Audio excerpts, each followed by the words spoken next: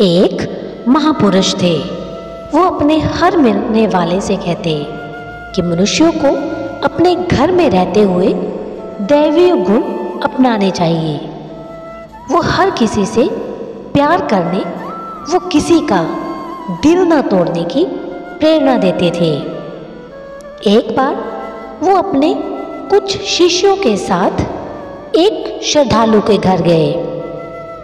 वो श्रद्धालु बहुत निर्धन था, लेकिन उसमें सेवा का बड़ा उत्साह था। उसने आग्रह किया कि सब आए हुए सज्जन उसके घर भोजन करके जाएं।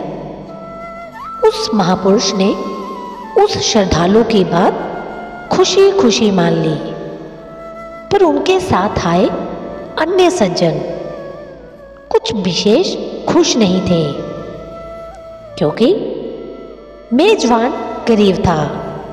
इसलिए उन्हें लग रहा था कि आज भोजन का स्वाद नहीं आएगा या फिर उन्हें स्वादिष्ट भोजन नहीं मिलेगा।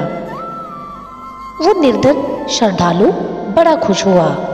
उसने बाजार जाकर अपनी स्थिति के अनुसार बढ़िया बढ़िया सब्जियां खरीदी। उन दिनों मंडी में खरबूजा नया नया आया था। महंगे होने के बावजूद उसने 2-3 खरबूजे भी खरीद लिए। घर वालों ने बड़े प्यार से भोजन तैयार किया। समय होने पर सबको बड़े प्यार के साथ भोजन कराया गया। अंत में उस श्रद्धालु की पत्नी ने बड़े प्यार से एक खरबूजा काटकर फांके एक प्लेट में सजाई और उस महापुरुष के आगे रख दी। उन्होंने प्लेट में से एक फांक उठाकर जैसे ही खाई तो प्लेट को एकदम अपने पास खींच लिया। वो एक के बाद दूसरी फांक खाने लगे। लगता था उन्हें खरबूजा बहुत स्वाद लग रहा था। बस प्लेट खाली करके ही वो रुकेंगे। उस प्लेट में से उन्होंने किसी को भी एक भी फांक नहीं लेने दी। उनकी इस बेसब्री पर साथ बैठकर खाना खाने वाले महानुभावों को आश्चर्य भी हुआ। वैसे इस दौरान परिवार वालों ने अन्य मेहमानों के सामने भी एक और खरबूजा काटकर रख दिया था।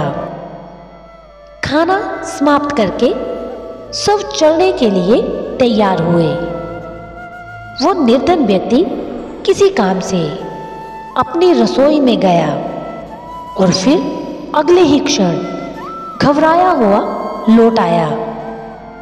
उसने आते ही उस महापुरुष के चरण पकड़ लिए और अपनी भूल के लिए क्षमा मांगने लगा।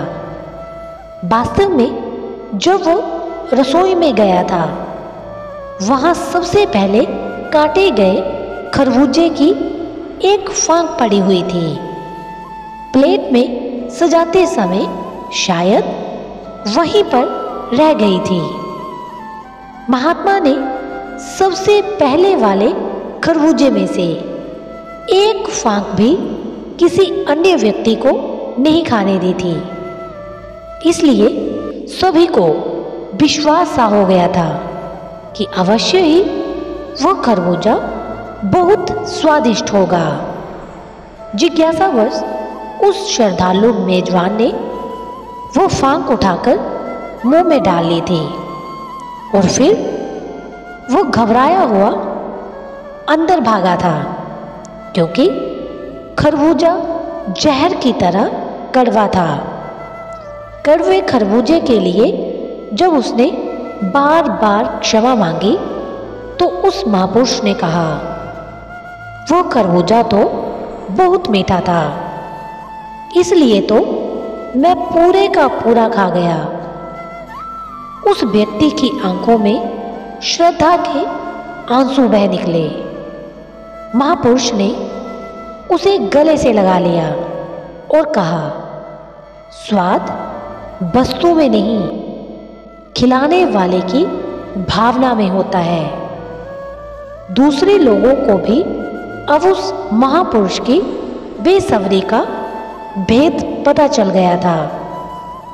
सभी उस महापुरुष की महानता के आगे नतमस्तक हो गए। वो पूरा खरबूजा इसलिए खा गए थे ताकि उसकी कड़वाहट का किसी दूसरे को पता न लगे और उस निर्धन श्रद्धालु के उत्साह को धक्का न लगे। दोस्तों, यही एक सज्जन का गुण होता है। वो कोई ऐसा काम नहीं करता जिससे किसी दूसरे का दिल दुखे। वो अपनी तरफ से हर एक वो कार्य करता है जिससे दूसरों को खुश रखा जा सके। दूसरों को खुशी देकर ही उसे खुशी महसूस होती है। ये थी आज की कहानी। फिर मिलेंगे नई कहानी के साथ। तब तक के लिए अपना ख्याल रखना और ऐसी ही कहानियाँ सुनने के लिए चैनल को सब्सक्राइब और बेल आइकन को प्रेस करना मत भूलना।